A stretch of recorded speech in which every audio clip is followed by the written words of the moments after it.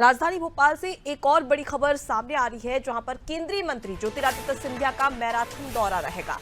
मध्य प्रदेश में 3 दिन तक चुनावी प्रचार करेंगे, जहां बीजेपी के चुनावी कैंपेन को संबोधित भी करने वाले हैं। सतना जिले के मैयर सिंधिया जाएंगे, साथ ही रायसेन के सांची में सिंधिया जनसभा को संबोधित करने वाले हैं। सावेर में तुलसी सिलावट के लिए वोट मांगते नजर आएंगे। तो देखिए, ज्योतिरादित्य सिंधिया भी तमाम जो जिम्मेदारी पार्टी की ओर से दी जा रही है उसे संभालते हुए, उसकी कमान संभालते हुए नजर आ रहे हैं और इसी के मद्देनजर मध्य प्रदेश में 3 दिन तक चुनावी प्रचार करने वाले हैं। शबाना हमारे साथ में जुड़ी हुई है। शबाना, केंद्रीय मंत्री ज्योतिरादित्य सिंधिया को भी एक बड़ी जिम्मेदारी, जहां पर युद्ध स्तर पर देखा जा सकता है कि बीजेपी के तमाम जो दिग्गज नेता हैं वो किस प्रकार से तैयारियां कर रहे हैं और अपने प्रत्याशी के पक्ष में वोट मांग रहे हैं, और इसी के तहत ज्योतिरादित्य सिंधिया का 3 दिवसीय दौरा।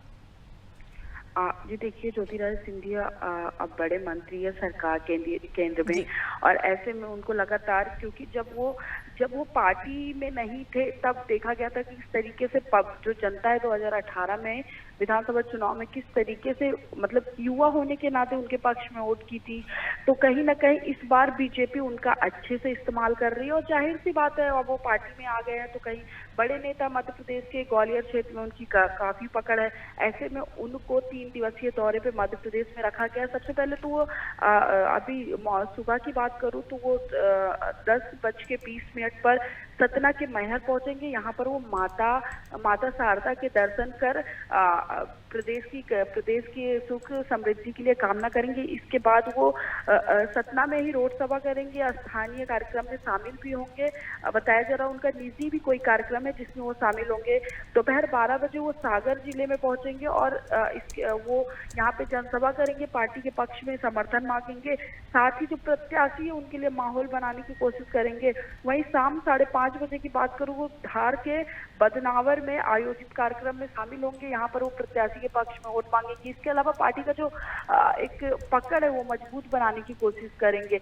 आपको बता दूं कि जब से ज्योतिरादित्य सिंधिया पार्टी में आए हैं, कहीं ना कहीं उनकी जो छवि है वो बड़ी करने की कोशिश की जा रही है। ऐसे में उनको मध्य प्रदेश में चुनाव के प्रचार की कमान देकर पार्टी कहीं ना कहीं ये दिखाना चाह रही है कि वो पार्टी के बड़े नेता है, और पार्टी उनको हर उस जगह पे यूज करेगी, जहां हर उस जगह पे उपयोग करेगी जहां उनको जरूरत है।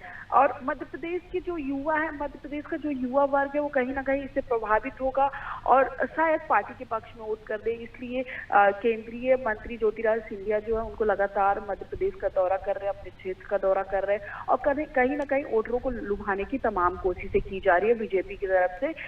इसी लिहाज से लगातार जो इनका केंद्रीय नेतृत्व लगातार मध्य प्रदेश और छत्तीसगढ़ के दौरे कर रहा है। जी बिल्कुल, और जिस तरीके से देखा जाए तो कहीं ना कहीं ये जो सतना की सीट की बात करी जाए तो ये बीजेपी का गढ़ भी रही है, और जाहिर सी बात है कि ऐसे में अगर कोई दिग्गज नेता चुनावी मैदान में उतरता है तो साफ तौर पर कहीं ना कहीं जनता से सीधा इम्पैक्ट उसका पड़ता है।